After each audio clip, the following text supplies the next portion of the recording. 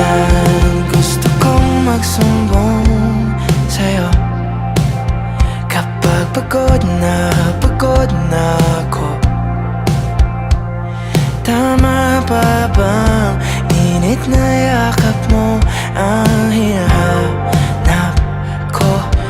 Minsan gusto kong tumawag sa'yo para lang marinig ko ang boses mo. Mali na ba kapag nakangiti ako?